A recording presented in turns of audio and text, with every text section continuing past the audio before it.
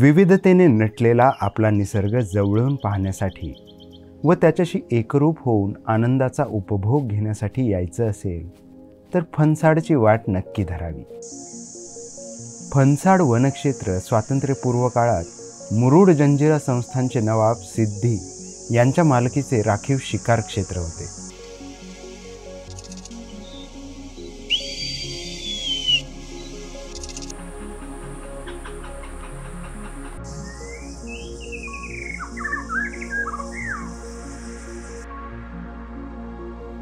या परिसरातील जैवविविधतेचे संरक्षण व्हावे या हेतूने महाराष्ट्र शासनाने 1986 मध्ये फणसाड वन्यजीव अभयारण्य म्हणून घोषित केले. जैवविविधतेने संपन्न असा हा प्रदेश महाराष्ट्रातील रायगड जिल्ह्यामधील पश्चिम किनारपट्टीला लागून असलेले एकमेव अभयारण्य आहे. हे अभयारण्य मुंबईपासून अवघ्या 154 किलोमीटर अंतरावर आहे. दाट जंगले, अनवट जागा, गवतांची कुरण, बारमाही जिवंत असणारे तळे, ओढे, नाले हे सगळं केवळ 52 चौरस किलोमीटर क्षेत्रात सामावलेलं आहे. जिथे एकाधिक जैविक समुदाय एकत्र येतात तशा संक्रमण क्षेत्राला इकोटोन म्हणतात. अशा परिसंस्थांमध्ये पुष्कळ जैवविविधता आढळते.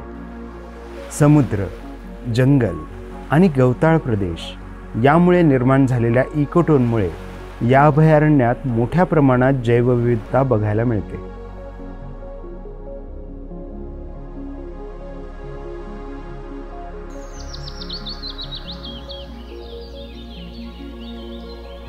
फणसाड वन्यजीव अभयारण्य हे शुष्क पानगळीचे आणि निमसदाहरित प्रकारचे वन आहे. या वनात अंजनी, गारंभी, बीजा, भेरडा आणि वाटोळी सारख्या विविध वनस्पती आहेत.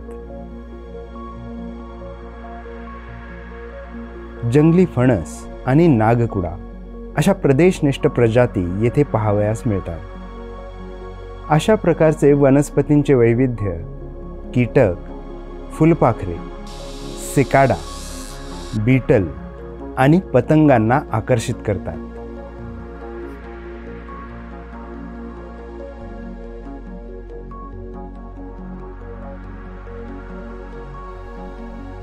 जंगलातील गवताळ प्रदेशाला स्थानिक भाषेत माळ म्हणतात. या अभयारण्यात धुण्याचा माळ, चाकाचा माळ, भांडवचा माळ असे अनेक माळ आहेत. या माळांवर अवलंबून असलेले प्राणी जसे की गवा, सांबर यांची विविधता हे या अभयारण्याचे एक खास वैशिष्ट्य आहे. अभयारण्याला नैसर्गिक देणगी असलेले 27 पाणवठे आहेत जे वर्षभर येथील प्राण्यांची तहान भागवतात. स्थानिक भाषेत यांना गाण असे म्हणतात. या गाणींमध्ये आपल्याला वर्ली गिग बीटल्स, विविध प्रकारचे मासे, वॉटर बीटल्स, वॉटर स्केटरर हे बघायला मिळतात जे की पाणी शुद्ध असण्याचे सूचक आहेत. दिवस संपून जसजसा अंधार पडायला लागतो तसे जंगलाचे एक वेगळेच रूप समोर येते.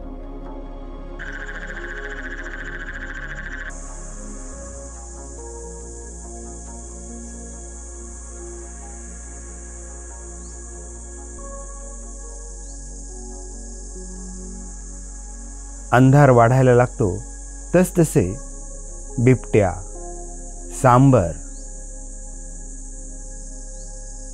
वटवाघळे, रातवा असे अनेक निशाचर दृष्टीस पडायला लागतात.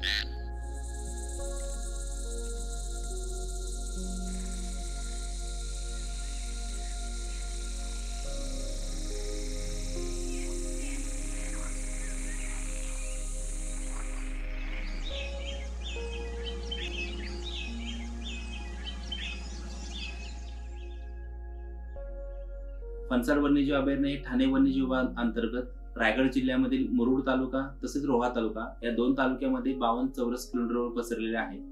फणसाड अभयारण्य हे पश्चिम घाट तसेच समुद्रकिनारे लागून असल्यामुळे इथे जैवविविधता खूप मोठ्या प्रमाणात आहे. या अभयारण्याचे संरक्षण व्हावे यासाठी वन विभाग सतत कार्यरत असतो. अभयारण्याच्या संरक्षणासाठी नियमित पेट्रोलिंग केले जाते आणि निरीक्षणे नोंदवली जातात. जंगलांना आग लागू नये यासाठी दरवर्षी वन विभाग प्रतिबंधात्मक उपाय म्हणून फेब्रुवारी-मार्च महिन्यांमध्ये जंगलाच्या दुतर्फा फायर लाईन तयार करतात. वन्य प्राण्यांच्या संरक्षण आणि व्यवस्थापनासाठी वन विभागातर्फे कॅमेरा ट्रॅप्स बसविले जातात.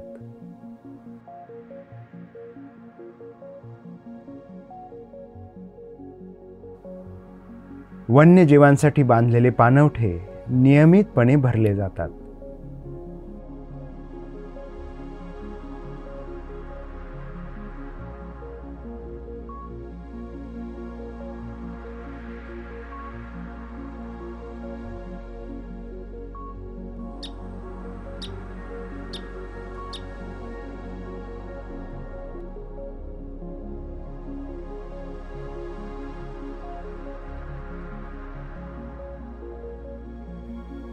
महाराष्ट्र वन विभागाने सर्वत्र नामशेष होत असलेल्या गिधाडांच्या संवर्धनासाठी फणसाड अभयारण्यात वल्चर रेस्टॉरंट ही संकल्पना राबवली आहे.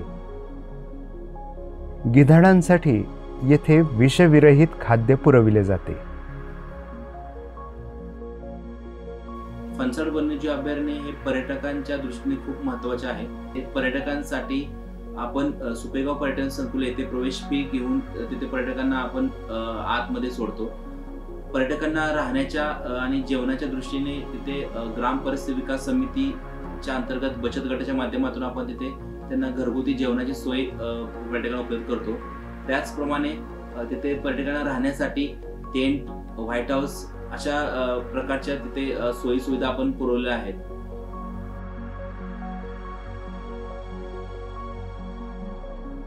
वन्यजीव संबंधित विषयांवर अभ्यास करण्यासाठी वन विभाग आणि अभ्यासक नेहमीच कार्यरत असतात.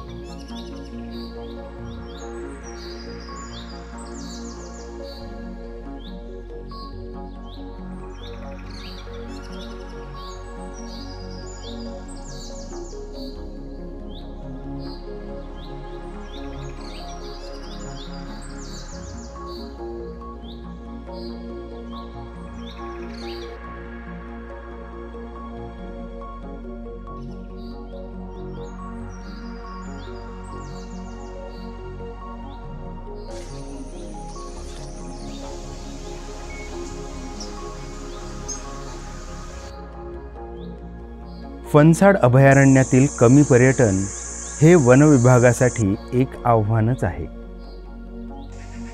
फणसाडवर निसर्गाने सौंदर्याची मुक्त उधळण केलेली आहे.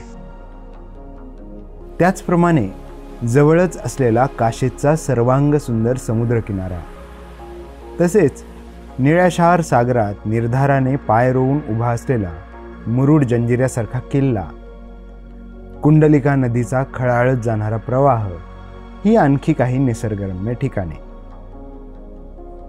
इतकी खास भूवैशिष्ट्ये असलेल्या फणसाड अभयारण्यामध्ये पर्यटकांसाठी उत्तम सोयी सुविधा देखील उपलब्ध आहेत. आजपर्यंत खूप कमी प्रमाणात पाहिले गेलेले हे अद्भुत अभयारण्य पाहण्यासाठी, या निसर्ग सौंदर्याचा अनुभव घेण्यासाठी एकदा तरी इथे नक्की या. आम्ही तुमच्या स्वागतासाठी कायम सज्ज आहोत.